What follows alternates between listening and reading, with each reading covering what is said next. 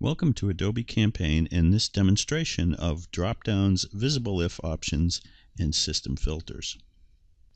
So here we are in an instance of Adobe Campaign, and let's take a look at the setup and the use of these different options. Here what we've done is we've extended the recipient schema in the XYZ namespace.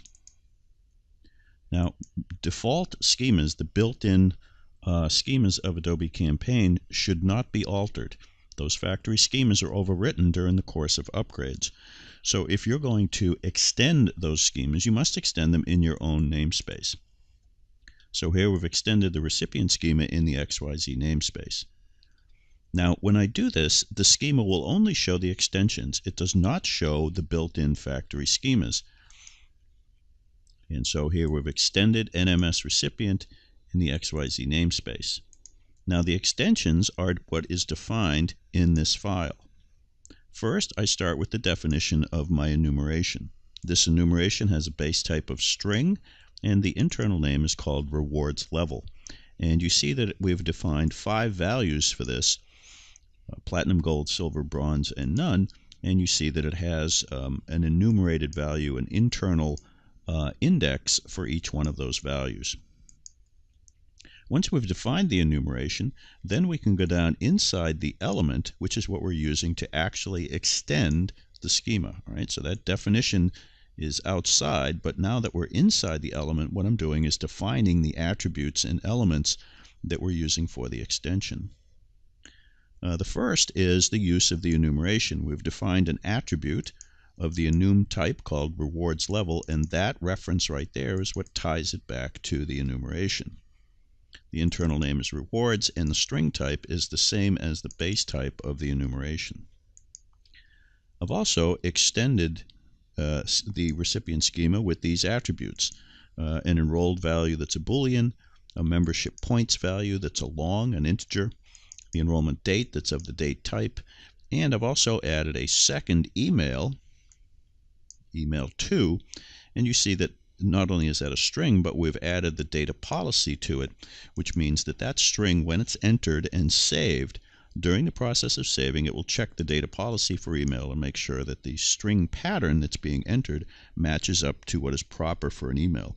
It doesn't mean that the email is valid. It simply means that the structure of the email, the pattern of the email that matches up to the mask type that's used for an email is correct.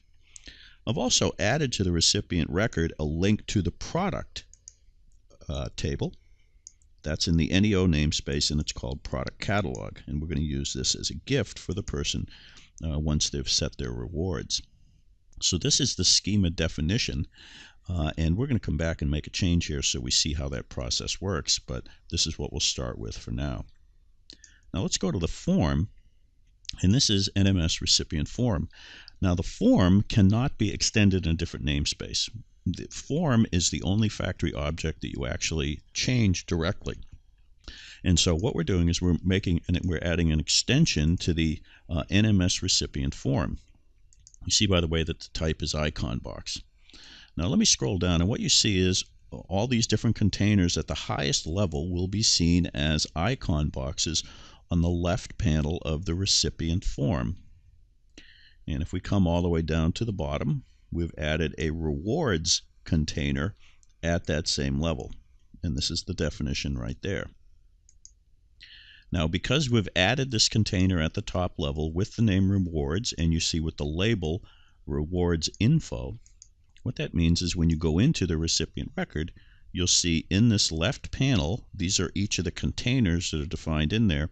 They're each being defined in the icon panel here, that when I click on rewards info, this is what's being displayed, and we'll come back to that in a minute. So now I have the rewards outer container. That's the beginning and that's the end, and everything inside of it is what appears on that page when you click on that icon in the left panel. This is defined as a frame type. This is a nested container of the frame type, and it has the title reward detail. It has 2 input fields for rewards and email 2. Outside of that container, outside of that frame, is another input field for enrolled. And again, because that's a Boolean, that's what comes in by default as a checkbox. And since the default value is false for a Boolean, that is unchecked when you first create a record. Now here we're using another container that uses the visibleIf option. The type is visibleGroup, and we see visibleIf, and the expression is whether or not the person is enrolled. So if that checkbox, if that value is true, then we're going to show this frame. If it's false, then we're not going to show this container and everything inside of it. Inside this container is the enrollment date, the person's membership points, and then that field for their gift product. Now with gift product is where we're using the system filter. This is pointing to the Neo product catalog table, and so it has all the different products that are defined, and there's about 700 or so of those products. What we're doing is we're applying a system filter to the drop list so that only products of the music type are going to be displayed. And so all of this defines what's on that new icon on the left, rewards info. So here you see we've got the rewards level with the enumerated types in the drop list. Let me change that to silver.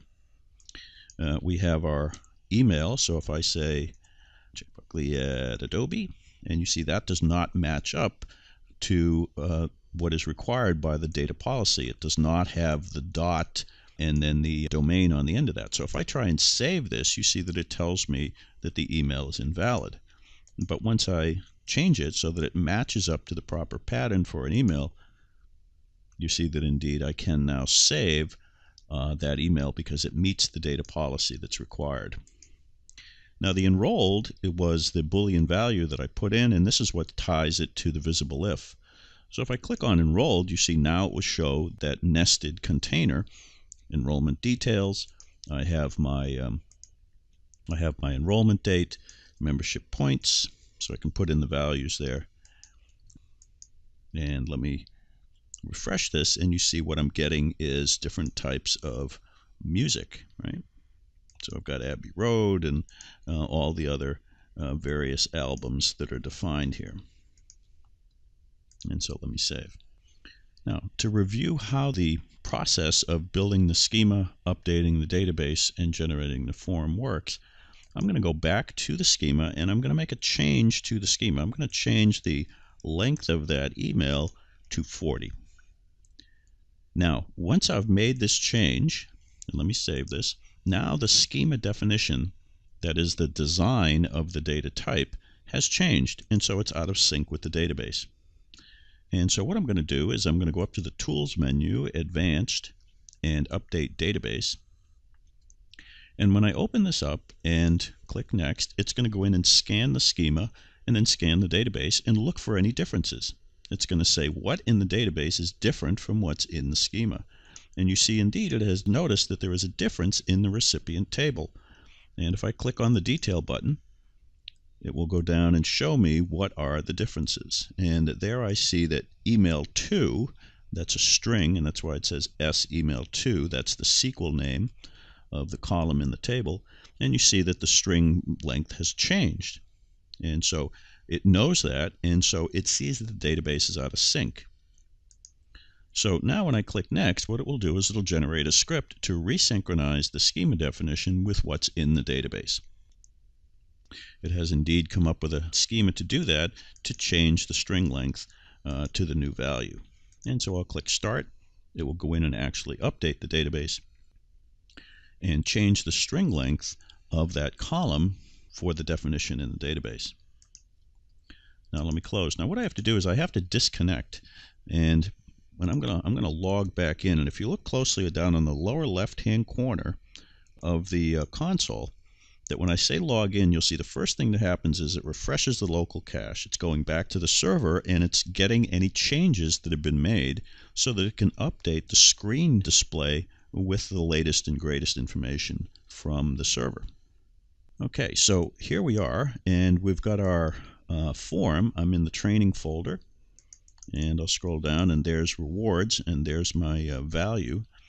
And if I go in and configure the list here in a recipient list view and go down to second email, and there it is, second email, you see that if you look down below, Where the SQL field is defined, it shows that it's text and the length is indeed now 40, having been updated from the 30 value that we saw before. Now, we're looking also at the system filter, and you see that it's giving me all of the different products that are of the type music. If I go back up under Administration and back into the Forms under Configuration, Input Forms, we can see how the system filter can be changed. And remember also that I can use enabled if values so that different operators can get different filters. Here we'll just physically change the filter to point to something else. So if I change it from music to book, which is another type of product, I'm going to click Save. And now the system filter will filter that drop list not for music type products, but for book. And again, I have to disconnect and reconnect. And when I reconnect, it will update and refresh the cache. And sometimes people make changes to the forms and then just look at the form and can't understand why it's not changed. It's because you have to update the definitions in the cache that is using to display the data. So now if I go back into a recipient folder and look at a recipient record, and let me scroll down and get to the rewards, you see it's still holding it in cache, but when I now refresh, you see now I'm actually getting books, right? So I'm getting HarperCollins, and I'm getting Aquaman and Batman, and the English Dictionary, and Fahrenheit 451, and so on. And so I can save those changes. So now what we've looked at is, first of all, an extension of the recipient schema. And if we go in and look at the recipient schema, we see we have the enrolled value, we have the membership points, which we added, we have the second email, and so on. So we've updated the physical structure of the recipient schema itself in the XYZ namespace. You see also that I've got the extra link where I've linked to the product table. And we can see the updates and extension of the built-in NMS recipient form. We've added a new container, which is rewards info. And in this, we've used the dataPolicy to check on our emails. Right, so we're doing automatic checks on input to make sure that it's correct. And we've also created a visibleIf form, which if the enrolled value is true or false, we can control whether this part of the form is displayed. And we've also seen through the use of system filters that we can control what data is displayed in drop lists or various other fields.